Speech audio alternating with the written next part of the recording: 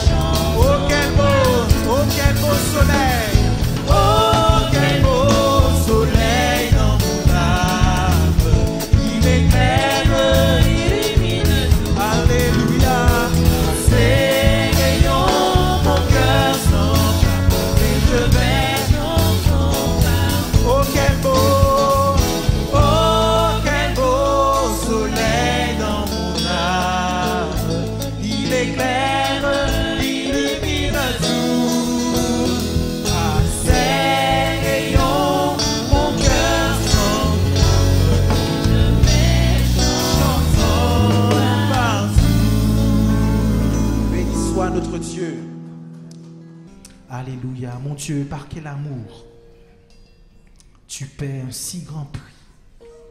Alléluia, Jésus.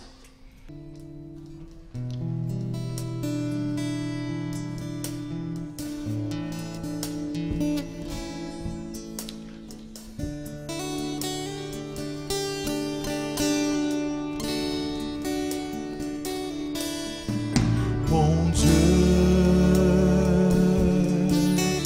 par quel amour tu paies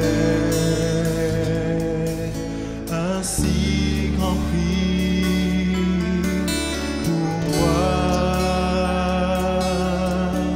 pour que je sois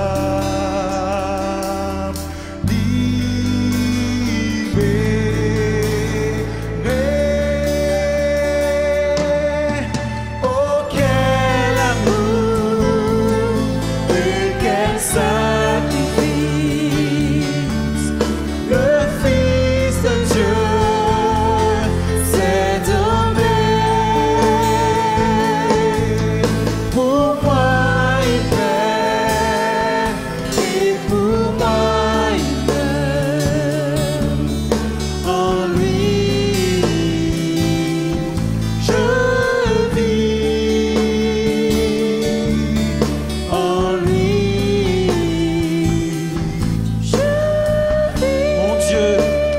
quel amour.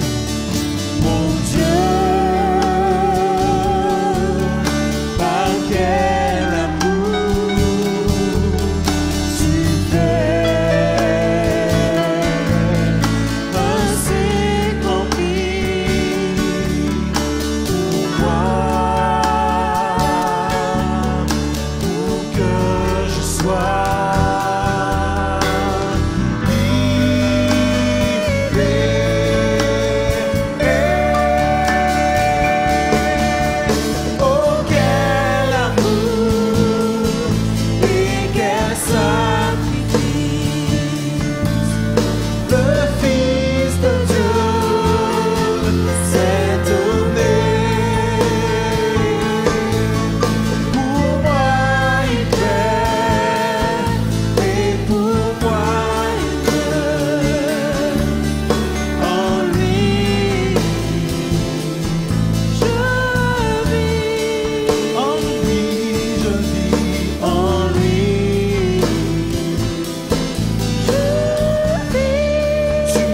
abandonné. Tu m'as abandonné tout seul et méprisé le sang ainsi versé.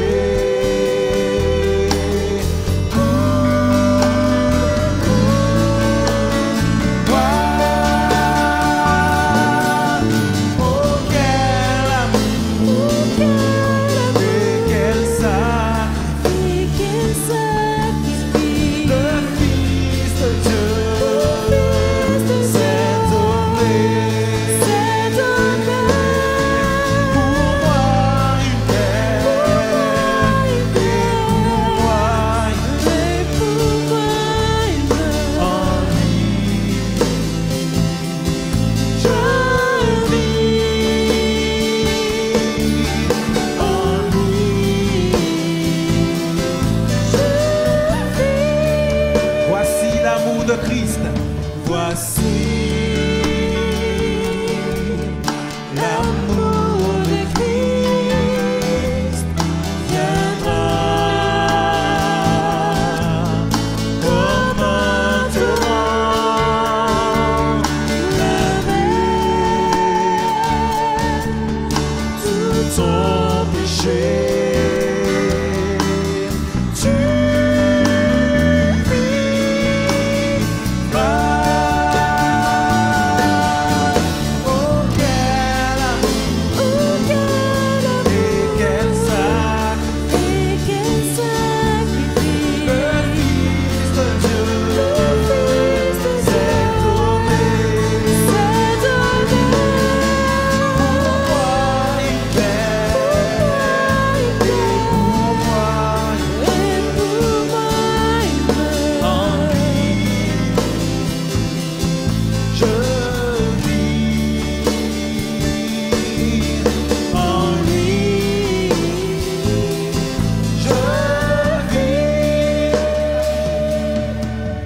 Oh quel amour, et quel sacrifice, le Fils de Dieu s'est donné. Pour moi il paie, et pour moi il meurt.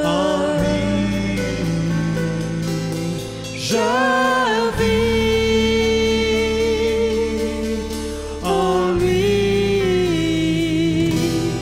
je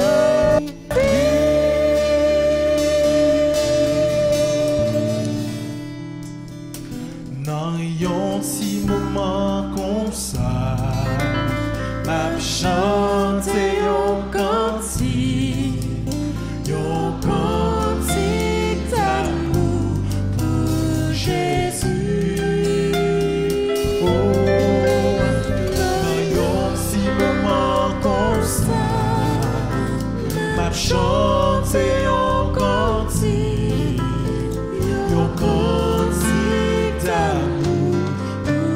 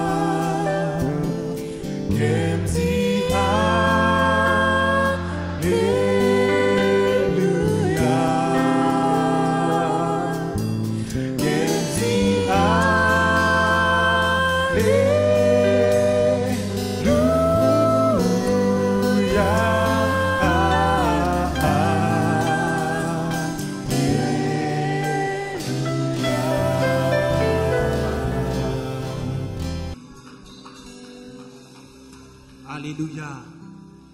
Que le nom du Seigneur soit béni. Laissons maintenant la place au conseil de Dieu.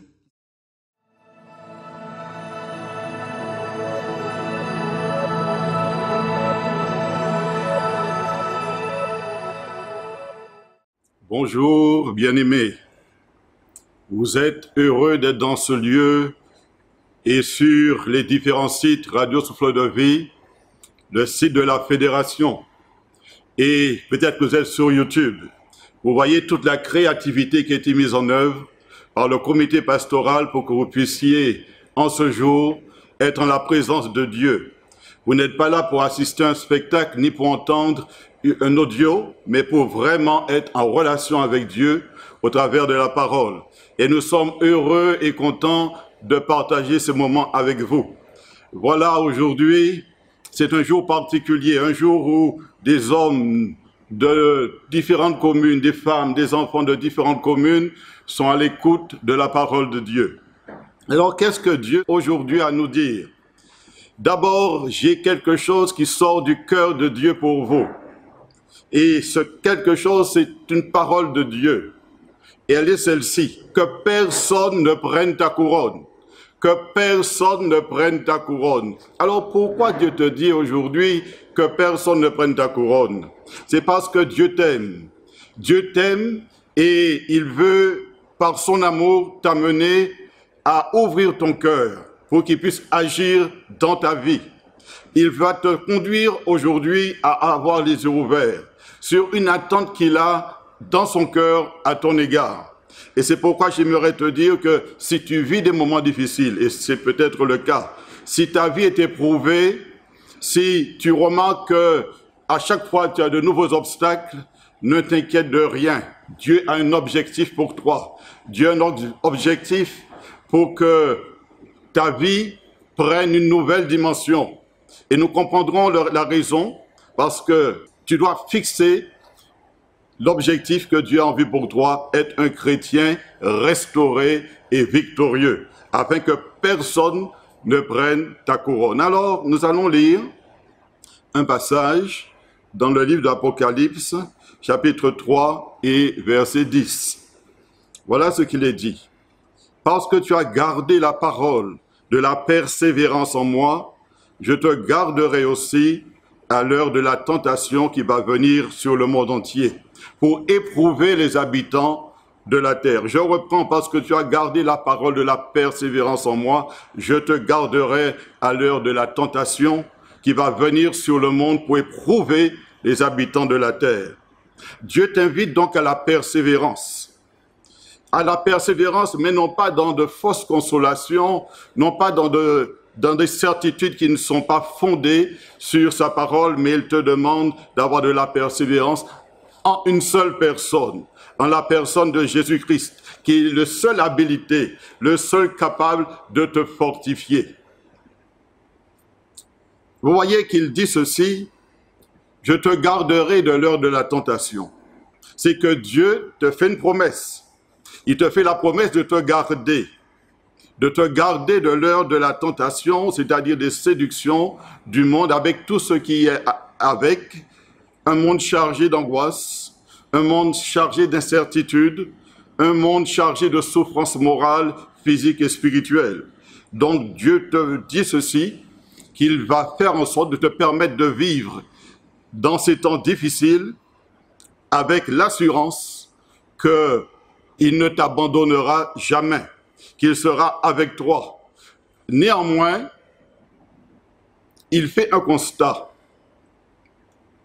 C'est que s'il n'avait pas créé des circonstances difficile, tu serais peut-être trop éloigné de lui. Mais les différentes épreuves que tu as vécues et toutes les angoisses ou incertitudes qui étaient dans ton cœur ont eu un résultat positif. C'est que tu as commencé à t'approcher de Dieu. Tu as commencé à ouvrir ton cœur à l'amour de Dieu. Et j'ai eu plusieurs témoignages comme ça, de personnes qui m'ont dit qu'au travers du confinement, Dieu leur a ouvert les yeux sur son amour. Et je crois que Dieu veut aussi aujourd'hui t'ouvrir les yeux sur une sollicitude particulière qu'il a pour toi.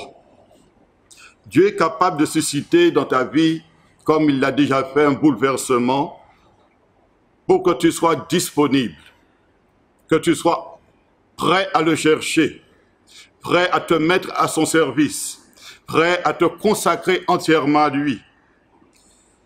Et Dieu désire donner à chacun, au travers de cette consécration, une stratégie pour toucher les hommes et les femmes qui sont comme des personnes qui ont faim de Dieu, qui sont, je dirais, comme couchés à terre et qui ont besoin des premiers secours spirituels. Mais il a besoin de toi. Donc je récapitule ce que je viens de dire pour que ça soit clair. Dieu crée des circonstances pour que tu le cherches. Deuxièmement, il veut que tu te consacres pour qu'il puisse t'utiliser afin de toucher le plus grand nombre. Mais il va faire quelque chose de nouveau avec toi. C'est qu'il va te rendre créatif. Il ne va pas t'amener à faire comme tu faisais avant, il va te rendre créatif.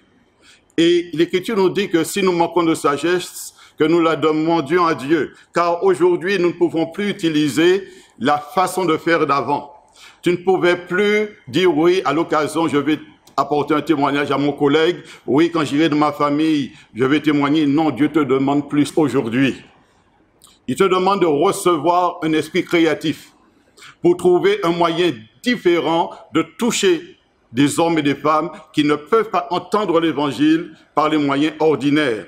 Et vous voyez que cette créativité, au départ, au préalable, je vous l'ai dit, cette créativité s'exerce d'une façon ou d'une autre. Par exemple, les assemblées de Dieu ont été créatifs. Ils ont mis en œuvre ce qui n'était pas encore mis en œuvre.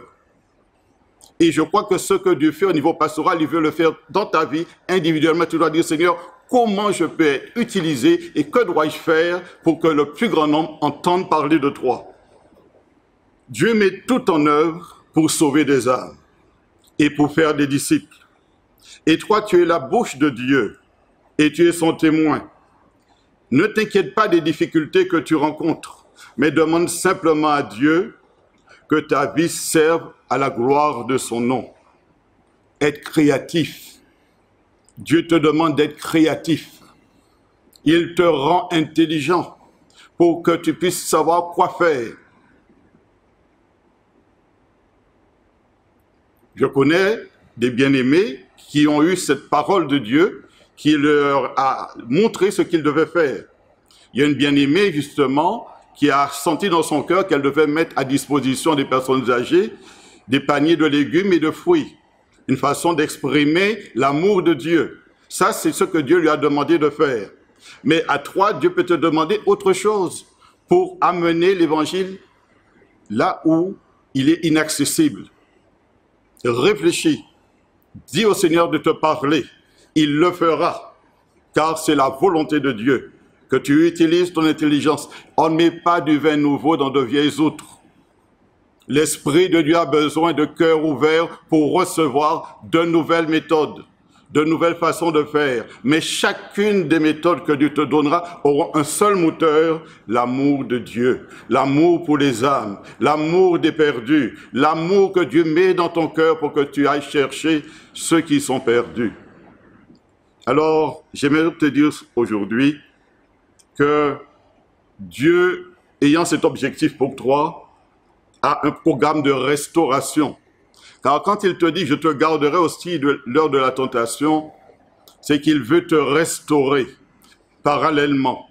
Il veut te comprendre, tu dois comprendre ceci, être gardé, c'est être restauré par Dieu. Dieu a un objectif. Première étape de la restauration, être transformé à l'image de son Fils. C'est ce que nous lisons dans 2 Corinthiens, chapitre 3, verset 18. Nous lisons ceci. Nous tous qui, le visage découvert, contemplons comme dans un miroir la gloire du Seigneur, nous sommes transformés à la même image de gloire en gloire, comme par le Seigneur l'Esprit. Dieu accomplit toutes choses pour notre bien. Et une des raisons pour laquelle Dieu permet les difficultés, les épreuves d'aujourd'hui, c'est afin, je le répète, que tu puisses te tourner vers lui et afin qu'il puisse te bénir. Il arrive que Dieu permette des situations de souffrance pour porter certaines personnes à abandonner leur péché, pour devenir enfants de Dieu. Il y a une recherche de Dieu, parce qu'ils sentent que la vie ne peut plus être comme avant. Ils ne peuvent plus vivre comme ils faisaient avant. Et ils se demandent comment faire. Et toi-même, peut-être que tu n'avais pas une vie totalement consacrée à Dieu. Et ce temps de confinement met en évidence ton mauvais caractère, tes mauvais penchants, et tu ouvres les yeux sur ce qu'il y a dans ta vie qui ne va pas et que Dieu veut réformer. Donc comprends que Dieu permet toutes ces choses pour que tu sois délivré de ce qui empoisonne ton cœur. Je donne un exemple. Je crois que Dieu agit au niveau mondial pour que le cœur de l'homme se sépare d'une sécurité basée sur l'argent, sur les choses matérielles. Et Dieu ne désire pas que nous-mêmes nous soyons inquiets de ce que nous pouvons perdre. Ne sois pas inquiet de ce que tu peux perdre. Mais Dieu a un objectif, que tu trouves ta joie en lui seul. Que tu trouves ta joie et que tu ne dépendes pas de ce que tu gagnes ou que ce que tu perds. Tu ne dois plus dépendre et te casser la tête pour savoir est-ce que je vais pouvoir m'en sortir financièrement. Dieu te demande une seule chose, faire de lui sa joie. Si vous voulez vraiment entrer en communion avec la vie de Jésus, alors Dieu va utiliser cette communion pour te libérer du pouvoir des choses matérielles, de te libérer de la recherche des honneurs, pour te libérer d'un apitoiement personnel. Et c'est ce que nous lisons dans Romains, chapitre 5 et verset 3. Voilà ce qu'il est dit. Quand bien même nous serons éprouvés, voilà ce que Dieu dit.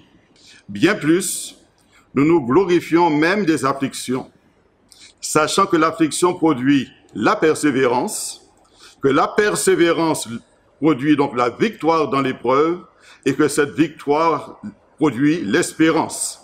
Or, l'espérance ne trompe point, parce que l'amour de Dieu est répandu dans nos cœurs par l'Esprit qui nous a été donné. Cela résume tout ce que je viens de vous dire. Dieu permet les épreuves, mais cela a un objectif, te rendre persévérant. Et cette persévérance a un autre objectif, te rendre victorieux. Et la victoire a un autre objectif, te fortifier en espérance. Et quand tu es fortifié en espérance, je te rappelle ceci, c'est que l'amour de Dieu pénètre ton cœur. L'amour de Dieu pénètre ton âme. Le plus grand des commandements, c'est que tu aimeras ton Dieu de tout ton cœur, de toute ton âme, de toute ta force. Et que tu aimeras ton prochain comme toi-même. Donc, l'action du Saint-Esprit, quand tu prends le temps de chercher Dieu, Dieu opère en toi une libération des choses de ce siècle. Il te libère de ce qui occupe ton cœur et qui te détourne de lui, pour que tu puisses faire de lui ta joie. Et alors que tu fais de Dieu ta joie, eh bien, il te rend fort. Il te rend persévérant. Il te donne la victoire parce que la parole de Dieu est donnée à ton cœur et tu peux la proclamer et ton âme se fortifie en espérance. Et alors que tu sortiras du confinement, tu ne seras plus le même et tes collègues diront mais qu'est-ce qu'il t'est arrivé? Parce qu'ils verront en toi une sérénité. Ils verront dans ta vie une paix profonde. Ils verront sur toi une grâce particulière. Parce que cette intimité avec Dieu aura mis dans ton cœur un amour profond pour celui qui est en face de toi.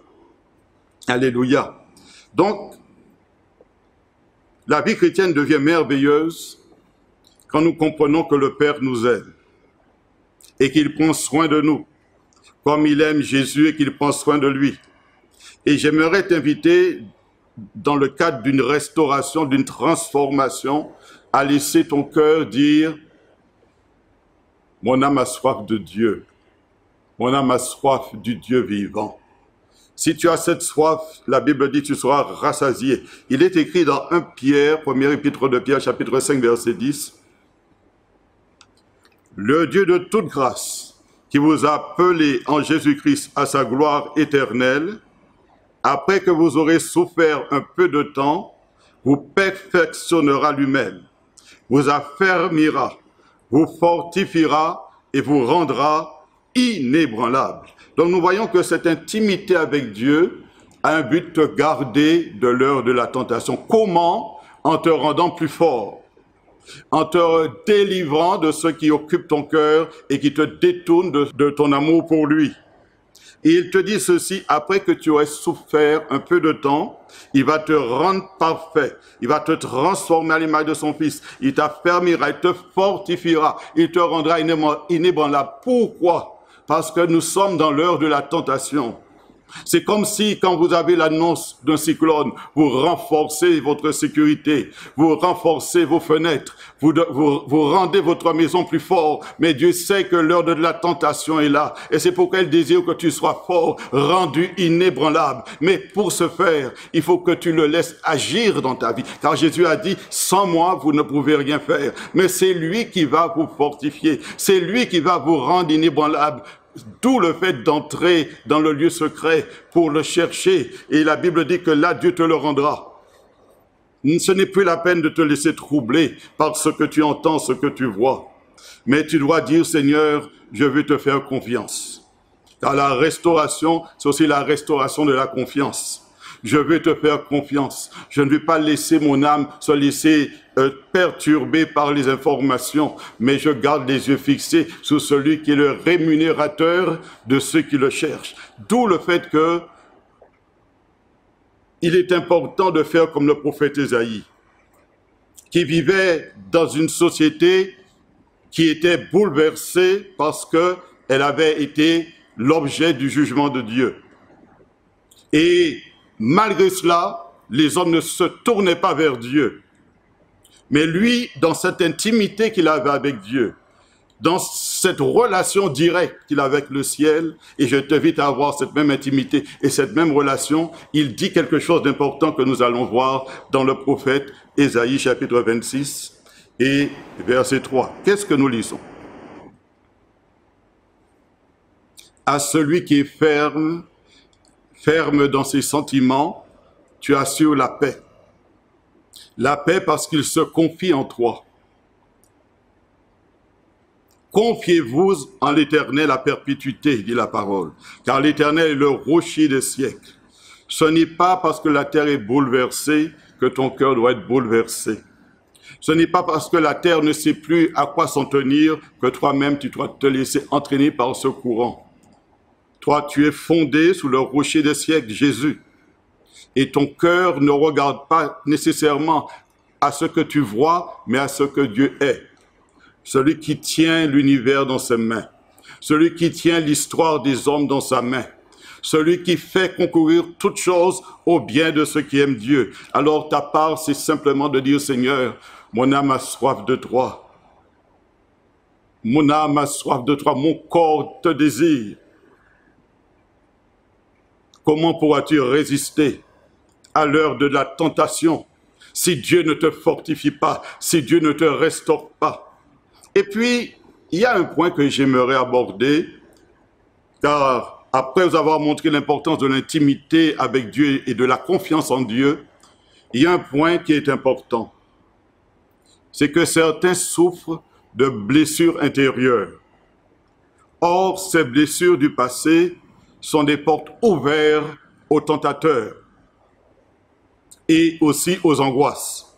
Si tu laisses ces portes ouvertes dans ta vie, ces blessures que tu n'as pas réglées, quand bien même tu aurais confiance en Dieu, mais ce sont des portes ouvertes à l'action du tentateur. Et il peut ainsi mettre dans ton cœur des angoisses qui vont être l'expression d'ailleurs de ces blessures du passé. C'est pourquoi Dieu, quand il te dit qu'il va te fortifier, qu'il va te garder de l'heure de la tentation, ça veut dire qu'il va aussi s'occuper de ton âme. Il va s'occuper de ton âme. Alors, il est important de comprendre ceci. C'est que beaucoup d'enfants de Dieu sont bloqués dans leur marche avec Dieu à cause des blessures profondes qui sont dans leur vie. La vie est ce qu'elle est. Elle occasionne des circonstances difficiles. Et il y a des blessures qui sont liées à l'enfance, des blessures qui sont liées à notre chemin de vie, mais quelles qu'elles en soient, si elles n'ont pas été guéries par Dieu lui-même, au travers de l'action du Saint-Esprit, elles deviennent des handicaps. Alors Dieu désire œuvrer dans ta vie pour que tu sois vainqueur à l'heure de la tentation. Tu n'es pas plus grand que le roi David. Un homme remarquable, un chef d'État. Celui qui a porté à Israël une unité. Et pourtant, c'était un homme blessé. Il n'a pas eu une vie facile, une enfance où il a connu le rejet. Il a été persécuté. Il a connu le kidnapping de sa famille. Il a été comme un fugitif, un SDF. Et il a perdu parfois la confiance de certains de ses amis qui l'ont trahi. Et pourtant, il est devenu un chef d'État. Mais à un moment donné, il s'est rendu compte pour être un homme vainqueur, pas seulement de ses ennemis au niveau des nations, mais par rapport à sa propre vie, il avait besoin de parler à Dieu. Et qu'est-ce qu'il a dit à Dieu? On va le découvrir. Il a dit au psaume 23 que vous connaissez bien, « Éternel, tu restaures mon âme. » En deux mots, tu guéris mon âme. En trois mots, tu fortifies mon âme. Tu t'occupes de mon âme et tu me conduis dans les sentiers de la justice à cause de son nom. C'est ce que Dieu disait il n'y a pas longtemps à quelqu'un dont l'âme était blessée. Et je lui expliquais que Dieu allait opérer en elle une œuvre de guérison, ce que Dieu a commencé à faire, mais qu'il allait la conduire dans le sentier de la justice. Alors, elle m'a demandé qu'est-ce que peut être le sentier de la justice. Et aussitôt qu'elle me l'a demandé, j'ai pensé à une seule chose, à la croix de Jésus-Christ. Chaque fois que tu trébuches, tu rappelles-toi que Christ est mort à la croix pour toi. Chaque fois que tu commets un péché, sache que le sang de Jésus a été versé pour toi. Chaque fois que tu souffres de douleur et de maladie, rappelle-toi que la croix a été dressée et que Jésus a payé le prix pour toi. C'est pourquoi le sentier de la justice, c'est demeurer attaché à Jésus-Christ, à l'œuvre de la croix, dans laquelle tout est accompli, dans laquelle nous avons tout pleinement en Jésus-Christ. D'où le fait de marcher dans le sentier de la justice, c'est comprendre ceci. Recommande ton sort à l'Éternel, mets en lui ta confiance et il agira. C'est-à-dire que lorsque tu marches avec Dieu, tu comprends que tu dois ouvrir ton cœur afin qu'il le restaure et qu'il guérisse tes plaies intérieures, afin que tu aies la capacité de laisser l'œuvre de la croix œuvrer en toi et que le sang de l'agneau te guérisse, te purifie et que l'Esprit de Dieu te libère totalement. D'où le fait qu'au psaume 147, au verset 3, la parole exprime la volonté de Dieu pour notre âme. Il est dit, il guérit ceux qui ont le cœur brisé. Il pense leurs blessures. Il guérit ceux qui ont le cœur brisé et il pense leurs blessures. Ce n'est pas la peine de faire le fier. Ce n'est pas la peine de bloquer ton psychisme, ta mémoire pour oublier tes souffrances intérieures. Ce n'est pas la peine de rester dans une fatalité pour dire « c'est comme ça, je vais vivre avec, je vais mourir avec mes blessures ». Ne crois pas au mensonge du diable. Il est écrit ici, Dieu guérit ceux qui ont le cœur brisé. Il connaît les circonstances qui t'ont donné d'être blessé quand ton père t'a battu, quand tu étais réveillé un jour et tu as vu que tes parents t'avaient abandonné, quand tu as été terrifié, te cachant dans un placard parce que ton père arrivait à la maison alcoolique et violent, quand tu étais en danger parce que tu étais menacé par un couteau lorsqu'on t'a agressé dans la rue. Toutes ces choses ont marqué ton âme et quand tu étais senti ou rejeté dès le fœtus parce que ta mère ne te voulait pas. Cesse de faire le fier. Mais dis Jésus, ta parole me dit que tu guéris ceux qui ont le cœur brisé. Alors je remets mon âme, afin que tu restaures mon âme.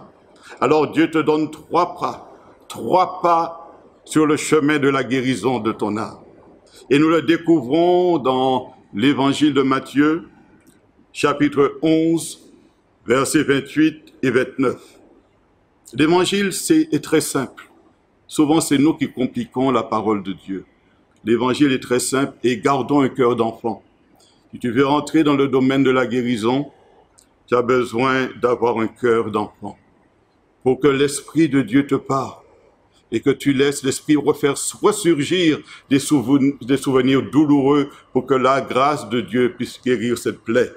Alors, qu'est-ce que nous lisons dans Matthieu chapitre 11, verset 28? Qu'est-ce qu'il est dit? « Venez à moi, vous tous qui êtes fatigués et chargés, et je vous donnerai du repos. Prenez mon joug sur vous et recevez mes instructions, car je suis doux et humble de cœur. Et vous trouverez du repos, c'est-à-dire de la restauration, du repos pour vos âmes. » Donc nous voyons que la première étape, c'est de venir à Jésus.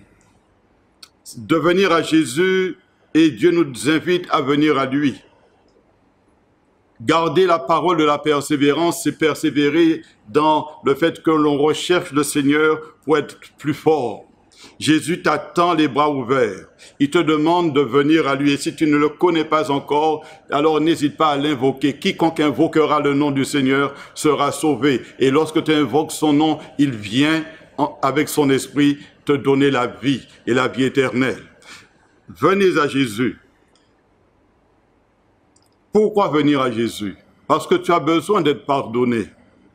Tu as besoin d'être libéré d'un lourd fardeau de la culpabilité et de la condamnation. Tu dois prendre la mesure du fait que beaucoup de situations ont été provoquées par tes mauvais choix, tes mauvaises attitudes, ton mauvais comportement. Et tu as eu souvent de mauvaises pensées, soit parce qu'on t'avait fait du mal, soit parce que tu voulais induire et faire du mal à d'autres, mais quel qu'il en soit, la première chose que tu dois faire, car je sais que la culpabilité empêche même certains de dormir, c'est de venir à Jésus pour confesser tes péchés. Confesser tes péchés. Le début de la guérison intérieure commence par le repentir de nos péchés, de nos mauvaises paroles, de nos mauvaises attitudes. C'est la première étape si nous voulons être restaurés.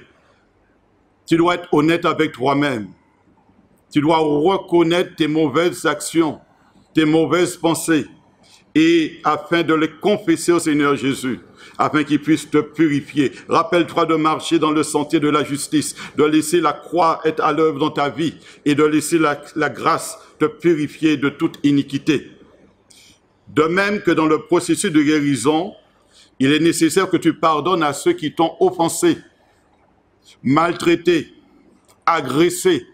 Et il y en a dans la vie, depuis la naissance jusqu'à ce jour, tu peux en citer. Et toutes ces agressions, toute cette violence exercée à ton égard ont blessé ton âme. Et ça peut être une violence verbale aussi. Où chaque jour on te disait, tu es stupide, tu es bête, tu ne vas jamais arriver, on ne t'aime pas. Toutes ces paroles d'agression ont blessé ton esprit. Et tu as besoin d'être guéri aujourd'hui et de dire à Jésus, Jésus, je rentre dans le processus de guérison et je pardonne à ceux qui m'ont blessé. Je pardonne à ceux qui m'ont offensé. Je pardonne à ceux qui m'ont maltraité. C'est un point important, car le refus de pardonner vous éloigne d'une action libératrice et guérissante de l'esprit. Je connais des personnes qui pourtant ont marché et continuent de marcher avec Dieu. Mais l'Esprit de Dieu tombant sur leur vie, pendant le confinement, ils ont eu les yeux ouverts sur un ressentiment qu'ils avaient à l'égard de quelqu'un. Parce que si tu ne pardonnes pas à ceux qui t'ont offensé, Dieu ne te pardonnera pas non plus. Et comment pourra-t-il te garder du jour de la tentation si tu restes dans un refus de pardonner?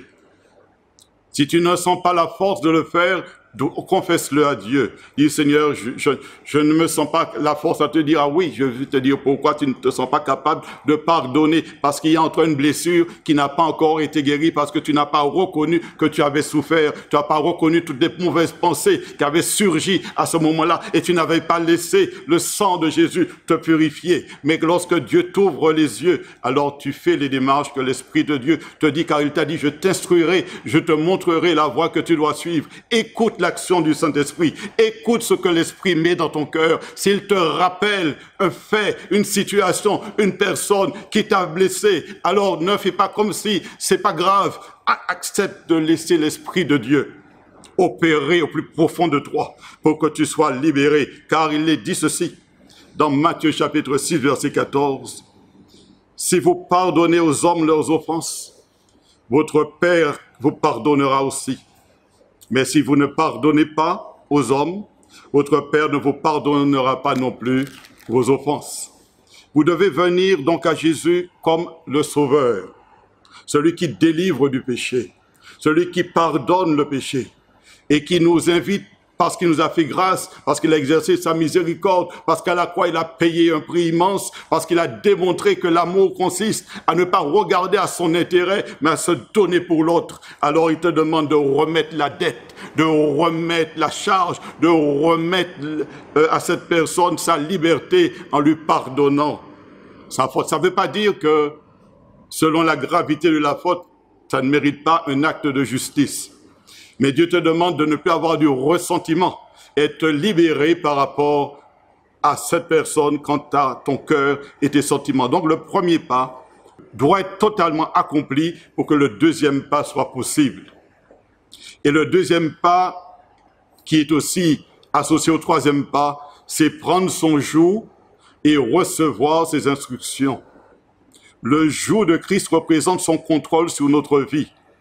Il ne doit pas être seulement notre sauveur, mais il veut être notre Seigneur. Le Seigneur est notre maître. Il y a beaucoup qui souffrent sous le poids d'un joug qu'ils ont créé eux-mêmes. Vous avez créé pour certains votre propre joug. Qu'est-ce que je veux dire? C'est le joug de la volonté personnelle. Ils ont confessé le Christ comme sauveur, mais ils désirent aller au ciel après leur mort. Cependant, ils veulent faire leur propre volonté dans plusieurs domaines de leur vie. Entre autres, certains qui disent qu'ils connaissent le Seigneur, mais ils ne veulent pas aller jusqu'au baptême d'eau. L'obéissance vaut mieux que tous les sacrifices. Mais dans d'autres domaines de ta vie, tu sais ce que Dieu te demande, d'être soumis à sa volonté. L'obéissance vaut mieux que tous les sacrifices. Dieu demande à ses enfants, soumettez-vous au Saint-Esprit. Écoutez la voix de Dieu. Marchez selon sa parole. Gardez ses ordonnances et marchez dans l'humilité. L'humilité précède la gloire, dit l'Éternel. Donc, Dieu permet que tu fasses ce que tu désires, que tu fasses selon ta tête pour que tu apprennes la leçon. Et quelque temps après, tu découvres que tu te retrouves sur une route dangereuse. Et l'acte de marcher selon ces raisonnements égoïstes conduit plusieurs à des chutes douloureuses. Et chacune de ces chutes laisse des cicatrices dans ton âme. Or, rappelle-toi, Dieu t'a dit, il veut te garder de l'heure de la tentation. Donc, il faut qu'il règle dans ta vie toutes ces blessures qui sont au fond de ton cœur. Et il te demande un chemin, celui de l'obéissance à la voix de sa parole et à l'action du Saint-Esprit. Jésus a dit, mes brebis entendent ma voix et elles me suivent. Alors, qu'est-ce que Dieu nous demande, vous qui êtes confinés? Dieu nous demande de soumettre notre vie à Jésus. Il est notre berger. Nous n'avons pas d'autre que lui. Il est notre vie. Il est notre vie. Et si tu réalises qu'il est ta vie, alors beaucoup de choses vont s'évaporer. Et tu auras un cœur qui comprendra que l'éternité,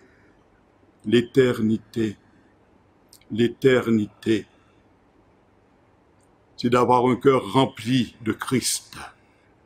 Christ est ma vie. Christ remplit les cieux et la terre. Et avoir une vie remplie de Christ, c'est avoir la vie de Christ, m'affranchir de la loi du péché et de la mort. C'est laisser des fleuves d'eau vive couler de mon sein, en sorte que je devienne témoin puissant et vivant entre ses mains. C'est laisser l'Esprit de Dieu arracher de mon âme les œuvres du diable, car il est venu détruire les œuvres du diable. C'est l'Esprit de Dieu qui opère ce que Jésus a dit. Il est venu guérir ceux qui ont le cœur blessé. Il guérit leurs blessures. Il sort les captifs de leur prison. Alors si tu es emprisonné par tes erreurs, par tes chutes, par les situations qui te semblent maintenant sans solution, Jésus est la réponse. Approche-toi de lui, soumets ta vie à lui. Et alors, cette parole s'accomplira. Dieu te fortifiera. Cette parole qu'on trouve au psaume 18 et verset 32. Dieu veut te garder de l'heure de la tentation. Et il te dit aujourd'hui, par ce psaume, c'est Dieu qui me ceint de force et qui me conduit dans la voie droite. Cela résume le nouveau chrétien post-confinement. C'est ce que Dieu voudrait que chaque enfant de Dieu soit et soit capable de le dire honnêtement. C'est Dieu qui me ceint de force et qui me conduit dans la voie droite. Dieu veut se révéler à toi, te montrer qu'en Christ, tu as tout pleinement. C'est lui qui est ta vie et c'est en lui que tu trouves la persévérance. Alors en conclusion, je dirais ceci. Dieu lance un appel à son peuple ce matin. Il désire nous rendre forts et persévérants. Il nous aime. Il nous appelle à être, je le rappelle, dans un premier temps, des témoins créatifs. Car il veut toucher le plus grand nombre. Il veut que des hommes et des femmes qui n'ont pas accès à l'évangile puissent entendre la parole de Dieu parce qu'il va te rendre créatif. Ensuite, il a prévu aussi pendant cette période de confinement ou de déconfinement un temps de restauration et de guérison intérieure pour ses enfants. Quand tu as un appendicite, tu es obligé de te rendre à l'hôpital. Si tu as une rage de dents, tu vas chez le dentiste. Mais ton âme est malade, ton âme est souffrante. Elle est un peu tordue et tu dois aller là où tu peux être opéré, dans la présence de Dieu, et là le divin chirurgien, le Saint-Esprit, va s'occuper de toi. Alors, Dieu te demande d'ouvrir les yeux sur l'amour qu'il te manifeste, car il désire te transformer à l'image de Jésus. Pourquoi cela est important? Pourquoi il est important de comprendre que c'est le plan de Dieu pour ta vie, être un témoin créatif, être restauré, parce que la suite que nous allons lire, et ce sera mon dernier passage, mais il est important que tu l'entendes, Apocalypse, chapitre 3 et verset 11, voilà ce que Dieu te dit aujourd'hui. Je viens bientôt. Ne dis pas que tu ne le sais pas. Ne dis pas qu'on ne te l'a pas dit. Au moins aujourd'hui, tu l'auras entendu, Dieu te dit, je viens bientôt. Et pourquoi il te dit, je viens bientôt? Il te dit, retiens ce que tu as. Retiens ce que tu as afin que personne ne prenne ta couronne. Et pourquoi, au préalable, je t'avais dit, veille à ce que personne ne prenne ta couronne. Afin que personne ne prenne ta couronne. Et il dit ceci, celui qui vaincra, celui qui se sera laissé fortifier, celui qui se sera laissé restaurer, alors celui qui vaincra, je ferai de lui une colonne dans le temple de mon Dieu et n'en sortira pas. Alors quand j'ai lu ça, je me suis dit, mais Seigneur, pourquoi une colonne? Parce que la colonne est un support qui soutient la toiture. Dieu veut faire de toi un témoin puissant qui va secouer le monde et qui va établir le règne de Dieu dans les cœurs et dans les vies. Alléluia. Et il dit, j'écrirai sur lui le nom de mon Dieu, le nom de la ville de mon Dieu, de la nouvelle Jérusalem qui descend du ciel d'auprès de mon Dieu et mon nom nouveau. Alors je me suis posé la question, mais pourquoi autant de noms sur celui qui vaincra? Jésus a dit un jour quelque chose qui était étonnant, et pourtant c'était vrai. Il a dit, celui qui m'a vu a vu le Père. Rappelez-vous que Dieu, quand il a créé l'homme, il a dit, voilà, je le fais à ma ressemblance. Et la Bible dit que nous serons semblables au Christ quand nous ressusciterons. Et Dieu nous donne cette espérance, qu'il va nous donner toute plénitude, le nom de Dieu sur nos vies. Alléluia, le nom de sa Jérusalem. Dieu a un plan parfait pour toi. Que celui qui a des oreilles entende ce que l'Esprit dit à qui? Aux églises. Dieu parle aux églises. Je viens bientôt. Je viens bientôt. Ce n'est plus le temps de rester à terre. C'est le temps de monter sur la montagne à la rencontre de Dieu et de laisser l'Esprit de Dieu te pénétrer. Je prie pour ton âme maintenant. Je prie pour toi, car je ne désire pas te laisser comme aveuglé par un esprit de matérialisme, mais que tu réalises que l'amour de Dieu t'appelle à venir à sa rencontre. Je prie maintenant. Seigneur Jésus, tu as parlé aujourd'hui parce que tu sais que tu reviens. Or, tu désires trouver un peuple gardé de l'heure de la tentation et fortifié à tous égards. Mais tu sais aussi le pouvoir du péché. D'où le fait que j'appelle une action puissante du Saint-Esprit afin qu'il convainque les cœurs de péché, de justice et de jugement et qu'il amène à la repentance des cœurs endurcis, des vies enfermées, des âmes enchaînées, qu'ils trouvent une délivrance, qu'ils trouvent une libération aujourd'hui. Car il est écrit, si aujourd'hui tu entends la voix de Dieu, n'endurcis pas ton cœur. Père éternel, je prie pour que ton peuple comprenne l'appel à venir à tes pieds, pour être sous la main du divin chirurgien, pour que l'âme soit guérie, fortifiée et libérée pour une action créatrice, pour toucher le plus grand nombre. Esprit de Dieu, ton peuple est entre tes mains, pour opérer une action décisive. Bientôt le déconfinement, bientôt la reprise des activités, bientôt le train-train quotidien va repartir. C'est pourquoi je te demande une action décisive, afin qu'en réécoutant ce message, plusieurs soient saisis d'une soif de Dieu, d'un désir profond de laisser l'Esprit de Dieu opérer. Et je te demande d'opérer la guérison des cœurs brisés, d'apporter la guérison des blessures les plus profondes, par l'Esprit de Dieu de remettre en surface les choses cachées pour que ta lumière libère, car la vérité nous a franchis. Père, que ta paix profonde pénètre dans nos cœurs, afin qu'une confiance profonde soit dans nos vies.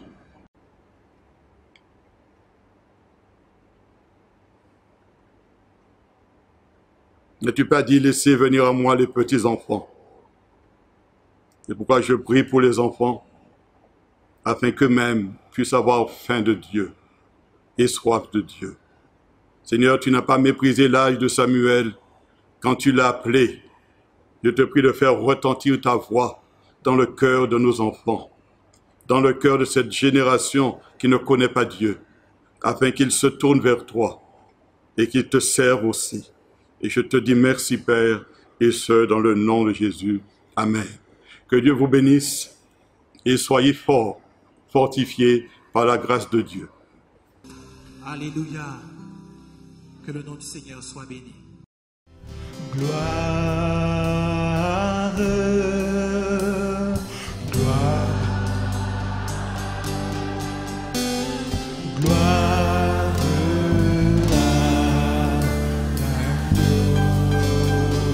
Gloire, gloire, gloire, gloire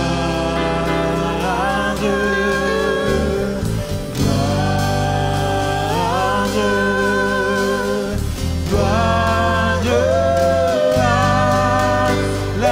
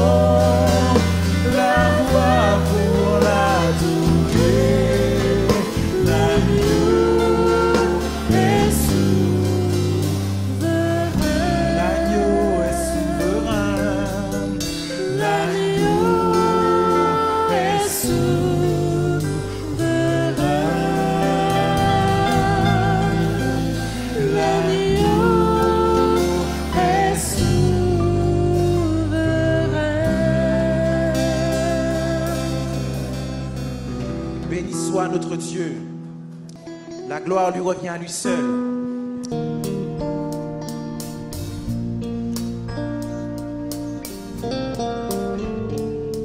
Comme l'eau d'un ruisseau, ta présence coule en moi.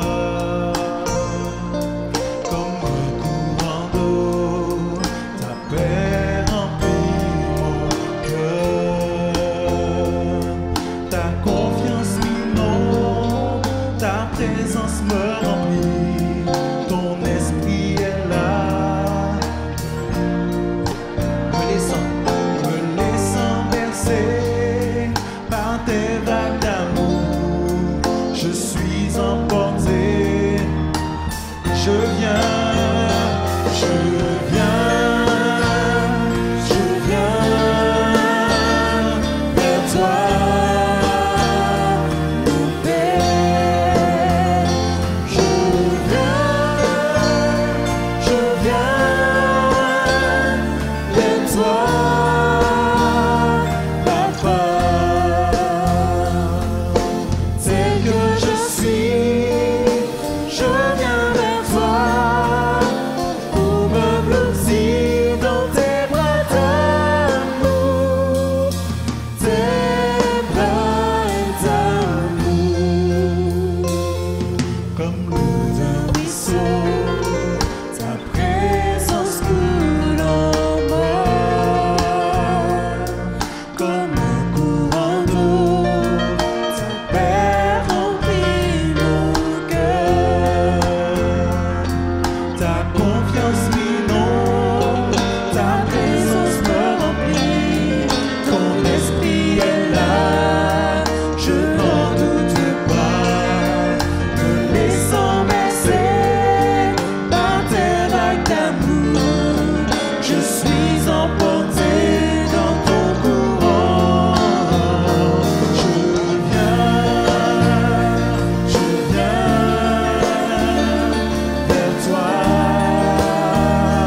mon Père. Je viens vers toi, Papa. Tel que je suis, je viens vers toi pour me blottir dans tes bras d'amour, tes bras d'amour.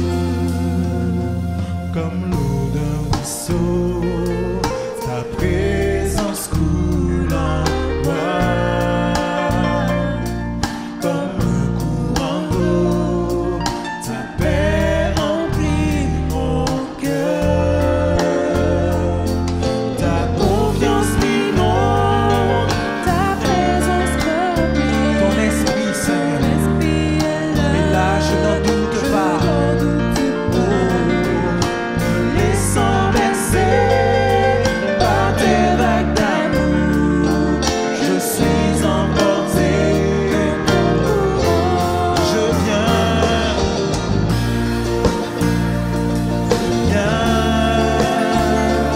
vers toi, mon Père. Je viens vers toi, Papa. Tel que je suis, je viens vers toi pour me blottir dans tes bras d'amour, tes bras d'amour. Je viens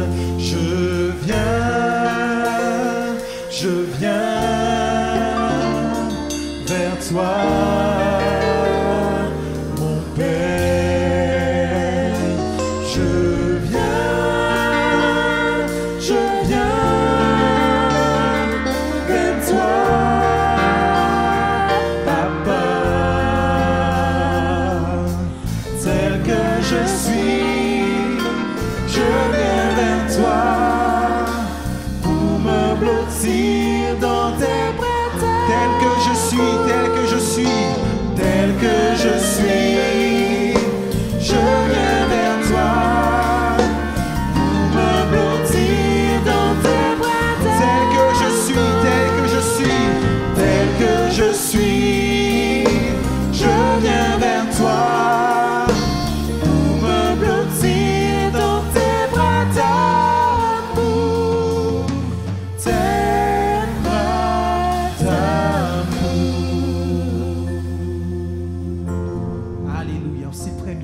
tu es l'alpha et l'oméga. Nous voulons t'adorer, te célébrer, te louer, Seigneur. Te donner toute la gloire. Alléluia, Dieu. Jésus, tu es l'alpha et l'oméga. Alléluia,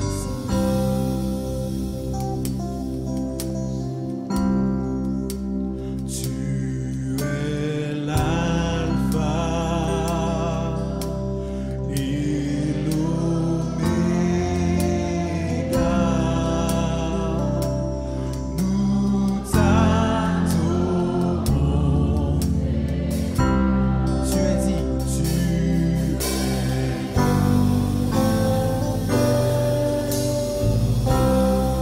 tu es l'alpha, tu es l'alpha.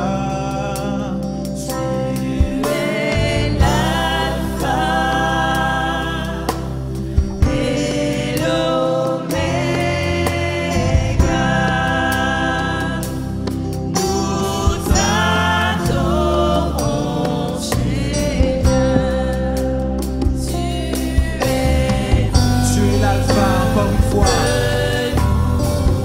Tu es l'alpha, tu es l'alpha.